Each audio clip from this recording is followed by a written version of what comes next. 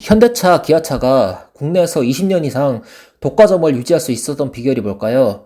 얼핏 간단해 보여도 정확한 해답은 없습니다. 사람마다 내놓은 답도 다 다르죠. 어떤 사람은 모델별 상품성 및 옵션 구성이 뛰어나다. 또 어떤 사람은 AS가 좋다. 또 다른 사람은 소비자들의 니즈를 파악하고 소비자들이 좋아하는 디자인을 적용했다. 또한 큰 차를 선호하는 소비자들 눈높이에 맞췄다. 등등 여러 가지 답이 있을 겁니다. 그런데 말입니다.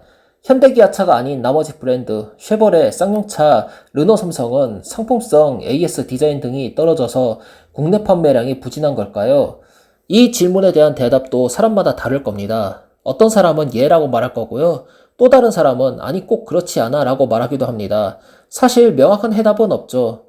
제가 지금은 블로그 활동은 안 하지만 10년 전만 하더라도 자동차 관련 블로그 활동을 활발하게 했었습니다.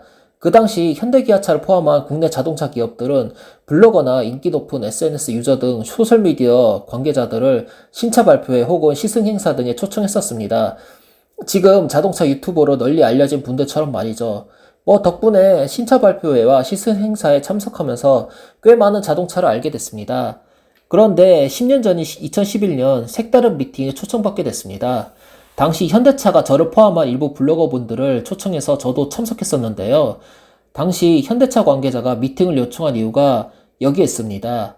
경쟁 모델 K5 때문에 판매가 예전만큼 못한데 어떻게 해야 부진한 소나타의 판매량을 회복시킬 수 있고 K5보다 더 많이 판매할 수 있을까 하고 말이죠. 이러한 주제로 저를 포함한 당시 여러 블로거분들하고 당시 현대차 관계자하고 여러 가지 의견을 나누었습니다. 다는 기억이 나지 않아요. 디자인이야 쉽게 바꿀 수 없으니 상품성을 높이고 당시 YF 소나타보다 K5를 더 선호하는 20, 30대 고객들을 겨냥해 가격 정책 및 편의 사양을 책정해야 한다는 의견을 제시한 게 기억나네요. 사실 그때는 몰랐는데 지금 와서 곰곰이 생각해보니 현대차 그룹이 한 대라도 더 팔기 위해 같은 집안이라도 치열하게 경쟁하는구나 라고 실감했었습니다. 르노 삼성이나 한국 GM, 쌍용차는 현대차처럼 판매량 부진 시 해결책을 위해 소셜미디어 혹은 소비자들 초청해 간담회나 미팅을 주최한 적이 없었던 걸로 기억하거든요. 2011년 소나타면 YF 소나타였죠.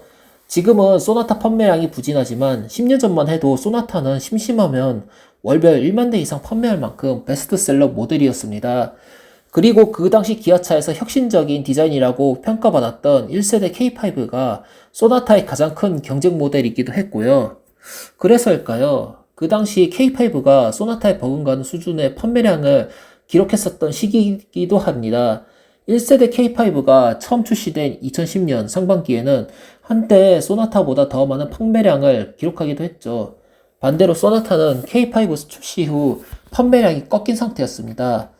그 당시 소나타가 K5와 차이가 작았던 이유는 K5가 디자인이 멋지다고 호평받은 데 비해 플루딕 스컬처라는 디자인 언어를 적용한 와이프 소나타의 전면부 디자인이 한국인들이 생각한 자동차 이미지와 조금 동떨어진 상태였습니다. 아시는 분들도 있겠지만 그때 와이프 소나타 별명이 삼엽충이었죠. 그런데도 2010년 상반기를 제외하면 와이프 소나타가 판매량에서 우위였습니다.